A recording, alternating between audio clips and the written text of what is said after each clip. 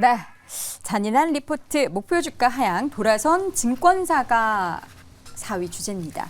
아니 뭐 미국 같은 경우에는 항상 뭐 미국과 비교를 해도 될지 모르겠지만 목표 주가 하향과 투자 의견 하향이 빈번하게 나타납니다. 객관적으로 시장을 판단하고 그에 따라서 이제 당당하게 매도 리포트도 내는데 국내에서는 이러한 움직임이 굉장히 보수적이죠. 그런데 이례적으로 또 특정 섹터의 특정 종목의 매도에 대한 의견이나 투자 의견 하향 혹은 이제 목표 주가를 굉장히 현재 수준보다 더 낮은 상황으로 제시하는 곳이 많아져서 좀 우려감이 생기고 있는 상황입니다.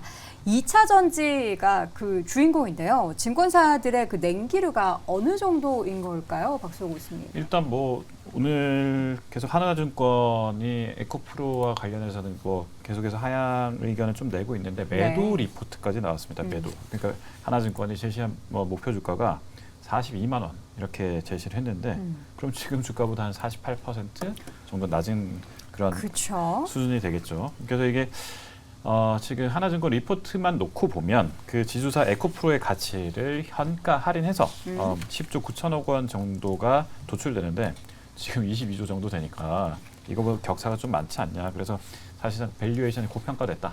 이렇게 지금 논리를 펴고 있고요. 네. 골드만삭스 역시 에코프로 BM에 대해서는 투자 의견을 매도로 했고 목표 주가를 12만 원으로 했는데 이거 역시 이제 양극재 시장이 계속해서 오를 것이다. 이런 분석에서는 좀 회의적이다. 이런 내용이었습니다. 네, 우리 김장렬 교수님께서 보시기에는 그 매도 리포트가 발간이 되고 하는 상황 속에서 이거를 우리 투자자분들이 이게 맞다 틀리다를 가늠을 할 때 어떤 기준을 세워야 된다고 보세요? 그때 이제 에코프로 말고 에코프로 BM은 리포트가 한 12개가 나왔어요. 네. 실적 발표되면서요. 네, 네. 지금 앞전에 말씀드린 에코프로 BM을 먼저 말씀드린 이유는 에코프로의 가치에 적게는 뭐 한 70%, 많게는 한 70%, 적게는 한 40~50%가 에코프로 BM으로 여겨지고 있기 때문에 에코프로를 하려면 에코프로 BM을 먼저 베이스를 깔아야 된단 말이에요. 그래서 애널리스트들이 국내에 12군데가 하고 있었고 이번 실적 발표되고 발표했는데 가치가 아까 말씀드린 국내는 가장 낮은 것이 20만 원, 가장 높은 것이 37만 원 정도 했으니까 현재 주가가 딱 중간 정도에 위치하고 24만 9천 원입니다. 그렇죠. 지금. 중간 정도에 있는 거잖아요. 약간 낮게 돼 있는데 그래서 20만 원하고 37만 원인데 외국계 증권사는 디테일한 넘버가 필요한데 그거 못 보니까 10만 원이니까 그래서 궁금한 해요. 12만 원은 어떻게 나온 건지. 근데 어쨌든 간에 12만 원에서 20만 원, 37만 원 사이면은 대충 컨센서스가 잡힌 거잖아요. 그래서 에코프로 BM은 포스코 퓨처엠도 있고 뭐 양극재가 많으니까 비교할 수 있는 것이 상대적으로 많아서 아마 투자가들이 가늠하는데 그 의견을 동의하든 안 하든 간에 가늠할 수 있는 잣대가 있는 반면에 제가 아쉬운 거는 이제 에코프로는 지주회사라는 것도 있고 측면에서 리포트가 아까 매도 말씀드렸는데 에코프로는 리포트가 한 개밖에 없어요. 그러니까요. 아예 없다고. 그러니까 그것이 시가총액의 1, 2 코스닥에서 다루고 있는데 지금 꽤 됐잖아요. 근데 매도건 매수건 뭐건 간에 리포트가 없다고. 그러니까 커버를 하지 않는 걸까요? 그 친구 말이 그분이 그 저기 하나증권에서 리포트를 원래 매도는 이번이 아니고 그 전에도 매도를 했거든요. 목표를 낮춘 거지. 그러니까 다른 사람들도 리포트를 내줘 갖고 이제 뭐랄까 견줄 수 있는 게 있는 게 좀 중요한데. 비교를 우리가 해보는 시각이 필요한데. 말로 할 때 뭐 이렇게 얘기하는 건 얼마든지 얘기할 수 있고 뭐 10만 원도 얘기할 수도 있고 200만 원도 얘기할 수 있고 뭐 시체마다 1,000만 원도 얘기하고 뭔 얘기를 못 하겠어요. 근데 그거랑 근거가 있어야 되잖아요. 어쨌든 간에 에코프로 BM은 20만 원, 30만 원 잡혀 있어요. 그 실제 주가도 거기 있어요. 그럼 어떻게 되죠? 에코프로의 상당 부분은 이미 밸류에이션의 컨센서스가 잡힌 거지 않습니까? 그러니까 과거보다는 이제 에코프로를 접근할 때 목표 주가를 목표할 수 있는 밸류가 좁아지는 건 맞는 거죠. 그렇게 전제를 깔고 보셔야 돼요.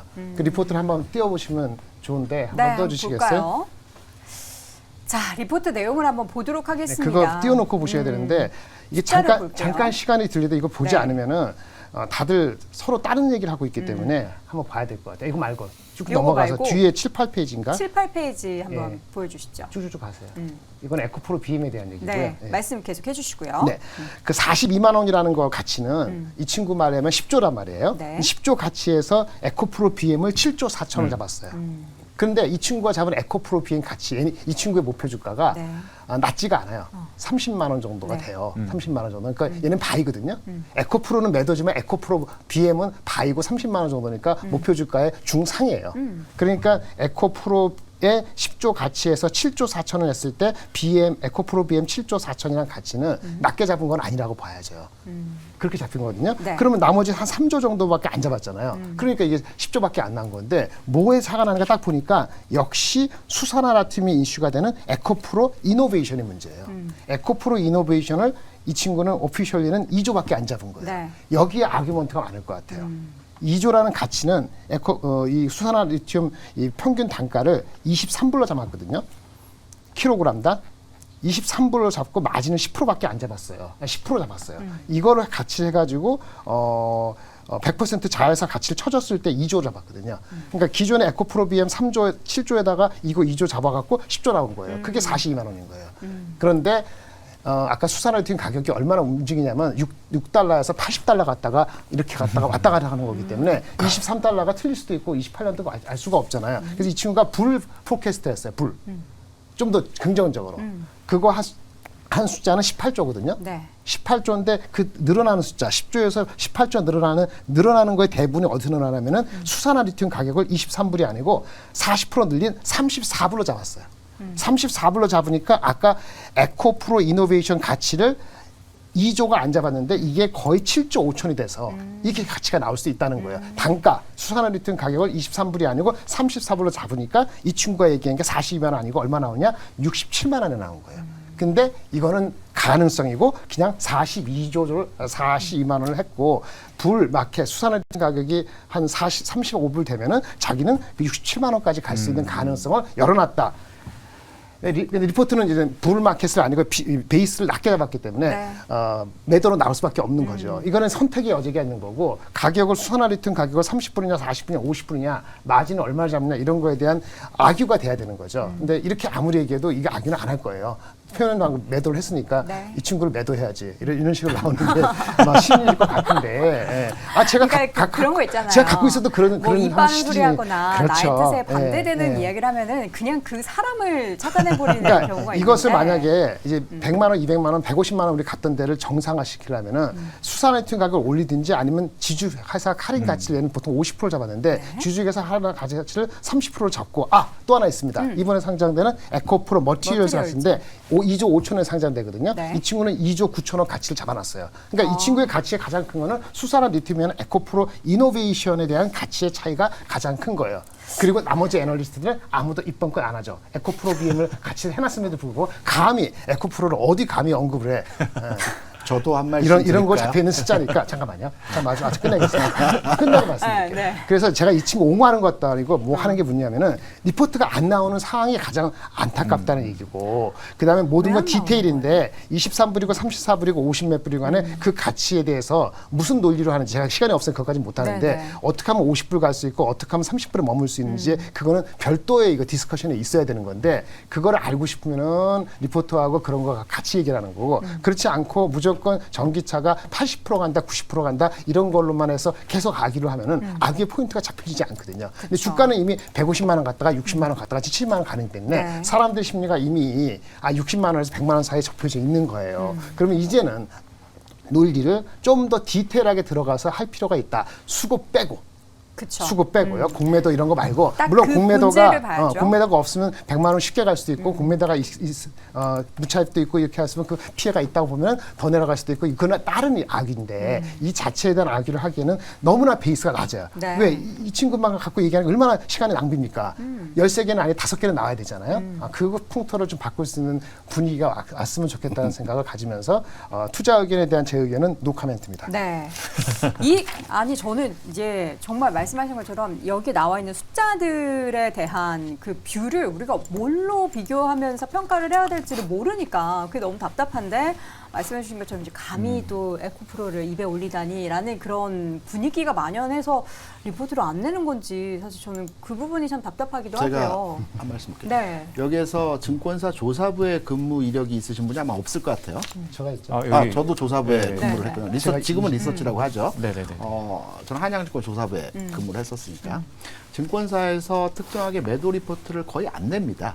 그리고 증권사에서 매수 의견이나 매도 리포트를 이제 낼 때에는 매도 리포트를 내게 되면 빗발치는 항의 전화 때문에 매도 리포트를 비교적 안 내는 편에 속하거든요. 보통 우리는 약간 그 중립이나 아니면 네. 목표 주가를 좀 낮추면서 보수적인 의견으로 피결하고 하곤 하지 않나요? 그리고 대부분의 레포트는 그 개인 고객 대상으로 한 그 레포트라기보다는 기관 세일즈용으로 레포트를 만드는 것입니다. 네. 그래서 이 부분에 대해서 먼저 말씀을 드리고요.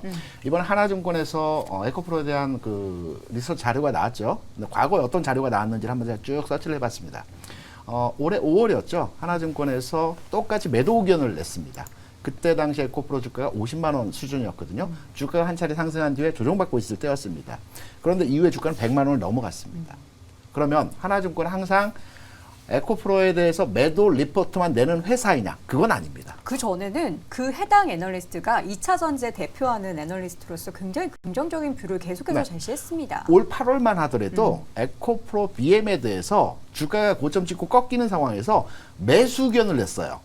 그러니까 종합해서 말씀드리면 무슨 얘기냐면 증권사에서 나오는 레포트, 저도 증권회사에 근무를 했고 해당 분야에서 업무를 봤지만 그 내용들이 항상 옳고 그 내용들이 항상 시장이 움직인다 이렇게 판단할 수 있는 내용의 근거 자료는 아니기 때문에 그쵸. 그냥 하나 지나가는 이런 부분도 우리가 참고해야 되는 자료로 활용하시는 게 좋을 것 같습니다. 이제 여기 우리 고양이님도 올려주셨던 것처럼 애널리스트는 이제 주변의 시선에 상관없이 본인이 딱 생각하는 그 소신을 가지고 리포트를 쓰는 게 맞다라고 생각을 합니다. 근데 이제 그 소신을 펼치는 분이 유일하게 한 분밖에 안 돼가지고 뭔가 이렇게 딱 비교해가면서 이 사람은 이런 의견으로 좋게 보는구나, 반대로 이 사람은 이런 의견으로 부정적으로 보는구나를 좀 비교했으면 좋겠는데 그게 되지 않아서 참 답답한데 해보고서 어떻게 리포트 보셨어요? 네, 봤고요. 그다음에 골드만삭스 레포트도 네. 이제 12만 원 나온 네. 것도 확인을 했는데 일단은 뭐 어제도 말씀드렸지만 감정 빼고. 감정 빼고. 배터리 오족으로서 아니 감정 빼고. 왜 제가 예. 오족이 되었는가? 안 궁금해요. 그걸 말씀을 드리려고 네. 해요. 에코프로 42만 원 저는 아직도 저거 비싸다고 생각을 하거든요. 아이고. 네. 왜냐 그러면은 일단은 아까 전에 그 표 잠깐만 좀 보여주시면은 그 아까 그 저희 김정일 김정일 교수님이 네. 보여주셨던 그 표 잠깐만 좀 띄워주시면 네. 감사할 것 같습니다. 거기 나와 있으면 아까 전에 말씀을 해주셨어요. 자회사 가치를 반영을 한다라고 해가지고 뭐 50%씩 반영이 돼 있습니다. 근데 우리나라에서 지금 핵심이 되는 거는 지금 지주회사 할인이라고 해가지고 자회사 주식을 얼마치를 갖고 있기 때문에 그렇기 때문에 지주사가 얼마로 평가를 받아야 된다라는 논리를 좀 많이 피는 편입니다. 그런데 그래서 LG가 자회사 지분 가치로 제대로 시가총액을 인정받고 있느냐, SK가 제대로 시가총액을 인정받고 있느냐, 지금 보유 현금도 인정을 받지 못하고 있는 게 지주사의 현실입니다. 네. 왜 그러냐 그러면은 그래서 LG와 SK의 현재 주가에 움직이는 팩트를 보시면 그 키팩터라고 부를 수 있는 게 결국 배당률이에요. 그 배당률이 2에서 3% 그 정도가 나와야 SK랑 LG도 바닥이라고 확인하고 주가가 돌리는 그런 현상을 보이고 있습니다. 네. 그럼 우리가 다시 한번 생각을 해볼게요. 에코프로가 지금 그룹사 전체로 잘 성장을 한다고 하더라도 그러면은 지금 에코프로의 EPS가 얼마나 나올 수 있냐, 말 그대로 배당 가능 이익이 얼마나 나올 것이냐를 보셔야 되고 그런 관점에서 지금 보고서상에서 현재 시점에서 한 2025년을 예상할 때 에코프로라는 지주사 관점에서 EPS가 한 3만 원 정도 나온다라고 지금 보고서가 나오고 있습니다. 그러면은 그 부분을 가지고 다시 역산을 해서 2에서 3%를 놓고 보시면은 에코프로라는 기업이 2025년도에 적정한 가격이라고 볼 수 있는 게 20에서 30만 원이 나와요. 그래서 이렇게 계산을 하셔야 어찌 보시면은 지주사라는 관점에서 보실 수 있는 거고 에코프로는 업종이 금융업입니다. 산업이 아니에요. 근데 왜 아직도 금융에 있는 거예요? 배당을 받고 있으니까요. 지주사 네. 관점으로 지주사는 분류되는 금융업으로 거죠? 분류가 되죠. 그렇게 좀 보셔야 될 것 같고 네. 에코프로 BM 같은 경우에는 지금 목표 주가를 어제 12만 원으로 나왔습니다. 그런데 그 보고서를 자세히 뜯어보시면은 에코프로 BM이 얼마를 벌 거냐에 대해서 영업이익률에 대해서는 우리나라 국내 증권사와 골드만삭스가 같은 관점으로 비슷한 이익을 목표로 잡고 있습니다. 말 그대로 남기는 돈은 비슷하다 그래요. 그런데 왜 목표 주가가 30만 원대와 12만 원이라고 하는 이런 격차가 나느냐? 네. 타겟 PER을 골드만삭스는 이제 10으로 잡고 10 중반대로 잡고 계산을 두드리니까 그렇게 나온다라고 이야기를 하는 겁니다. 이건 뭐냐 그러면은 그래서 우리가 2차 전지 관련된 양극재 관련된 이 산업을 성장 산업으로 볼 것이냐 아니면은 그냥 하드웨어 제조업, 케미컬 제조업으로 볼 것이냐 이 부분이거든요. 우리나라에 지금 반도체 같은 경우에도 삼성전자 보시면 PER이 10에서 15 정도 왔다 갔다 합니다. 그리고는 우리나라의 케미컬 기업들 PER 10 안 나오는 기업이 널리고 널렸고요. 그러고는 우리나라에서 위대하다라고 부르는 현대차, 기아차도 PER이 7, 8밖에 안 나오는 게 네. 현실입니다. 그런 상황에서 하드웨어, 공장, 플랜트를 돌려야 된다는 이런 특성상 PER을 높게 볼 수 있냐, 낮게 볼 수 있냐의 관점 차이다라는 거. 그래서 본인의 기준을 잘 설정하셨으면 좋겠다라는 거 좀 말씀을 드리고 싶습니다. 보유하고 계신 분들은 이런 그런 보고서 나왔을 때 어떻게 전략을 짜야 되는지, 물론 이제 오랜 시간 가지고 계셨던 분들은 수익 구간이신 분들도 있으실 거고요. 고점에서 사신 분들이 더 좀 문제인데. 저는 2차 전지 업종에 대해서 현 시점 지금 팔 때 아니라고 살 때라고 판단하고 오히려 살 있는 때다. 지점이거든요. 이전에도 한번 에코프로 매수 네, 의견 맞습니다. 말씀해 왜냐하면 주셨고요. 해당 업종의 가치적 측면에서의 장부가를 판단해 보게 되면 40만 원 맞습니다. 네. 하지만 주가라고 하는 것이 현재 가치적 측면의 가격이 아니죠. 미래 가치에 대한 현재의 가격이 주가이거든요. 그러면 2차 전지 업종에 대한 그 설명을 드리면서 제가 삼성전자에 대한 과거 주가 흐름에 대해서 많이 예를 들어 설명을 드립니다. 2000년 초반에 삼성전자가 600원, 700원 수준이었습니다. 네. 그러던 삼성전자가 반도체 업황 그리고 반도체 미래 산업에 대한 긍정적 시나리오로 8,000원까지 주가 올라갔습니다. 무려 12~13배 올라갔죠. 단기 구간에서의 흐름이었습니다. 그리고 나서 주가 하락하면서 이때 나왔던 얘기들이 뭐냐면 퍼 500배 이건 너무너무하다. 아무리 반도체 경기가 좋고 반도체 산업이 좋다 하더라도 이 산업에 대한 주가 거품론이 엄청나게 팽배해졌습니다. 그럼 주가 빠졌죠. 7,000원, 8,000원까지 갔던 주가가 대략 한 4,000원까지 빠졌습니다. 이때. 그리고 나서 이후의 주가는 여러분이 다 아시는 것처럼 지금의 주가까지 올라온 과정에서의 흐름들이 진행이 되었던 겁니다. 물론 2차 전지 소재주에 대해서는 성장률이 아니냐라는 의견들이 팽배합니다. 하지만 미래 산업에 대해서 성장할 것이라는 의견에 대해서는 누구나 다 동의할 겁니다. 그렇다고 본다면 2차 전지 소재 업종의 종목들이 최근에 그 가격의 부침이 오르내림의 과정이 심하게 일어나긴 했지만 결국 현재의 주가 수준에서의 상황을 판단해 볼 때 적정 가치 수준에서의 가격이 현재 가격이라고 판단하고 있고요. 시차를 두고 흐름의 개선이 나타나는 진행이 될 것으로 판단하고 있기 때문에 저는 보유하신 분이라고 한다면 그 공격적으로 추가 매수를 권해드리지 못하겠지만 좀 더 가져가 보시는 것이 현 시점에서 유효한 투자 대응이라고 저는 개인적으로 생각을 하고 있습니다. 알겠습니다. 그냥 다 덮어놓고 일단 내가 가진 종목에 대해서 매도 리포트가 나온다거나 목표 주가 하향 조정한 내용들이 나오면 이제 속상한 마음도 있지만 그 마음 접어두고 일단은 냉정하게 정말 이것이 맞을까? 나는 무엇을 보면서 이 종목에 투자한 것일까에 대해서 생각해보는 그런 지혜도 좀 발현해 보셨으면 좋겠고요. 2차 전지주에 대한 관심이 뜨겁기 때문에 오늘 시간을 좀 많이 할애를 해봤습니다. 네 분의 의견 다시 한번 정리해 드리겠습니다. 김장렬 고수, 악마건, 청사건, 디테일을 보고 결정할 때다. 김대중 고수는 증권사의 목표 가격은 후행적 가격 조정 현상이다. 박수호 고수는 세참비를 내릴 때는 피해야 한다. 테이버 고수는 이제는 여의도에서도 매도를 외쳐야 할 때다. 라고 의견을 남겼습니다. 자, 오늘 짱이탑5 이어지는 3위 주제 확인해 볼까요?